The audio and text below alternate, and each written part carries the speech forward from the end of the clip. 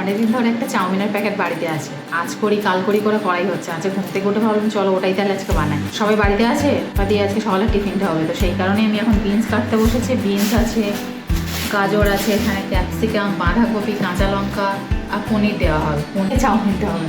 পনির দিয়ে চাউমিন আমি আগে কখনো খাইনি, বাড়িতেও বানাইনি, বাড়ি থেকে কিনেও খাইনি।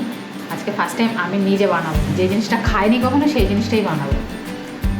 তো দেখি কেমন হয়, চলো কাটাকুটি করিয়ে। যেমন বললাম বানাচ্ছি পানির চাউমিন, প্রথমবার বানাচ্ছি তাই মনটা তো একটু দুরু করছে। ভয় তো করছিল কিন্তু মনে সাহস নিয়ে চলে এসেছি।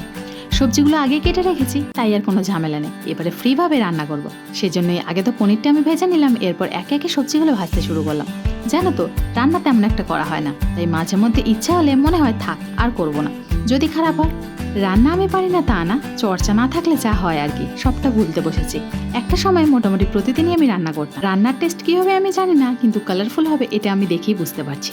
আমার একটা খারাপ অভ্যাস কি জানো তো, রান্নার সময় আমি কোনো রকম টেস্ট করে দেখি না, তাই নুন ঝালও কিছুই বুঝতে পারি না। কিন্তু আজ আর সেই ভুলটা করিনি, আমি টেস্ট করেছিলাম। তার একটা বেনিফিট হচ্ছে নুন কম হয়েছে আমি বুঝতে পেরেছি। এরপর তো হালকা নুন দিয়ে নাড়াচাড়া করে আমার রান্না কমপ্লিট করলাম। দেখতে দেখতে আমার রান্না প্লেটে যাওয়ার জন্য রেডিও হয়ে গেছে। আমি পূজা, আমার ব্লগ তোমাদের কেমন লাগছে জানাতে ভুলো না কমেন্টে।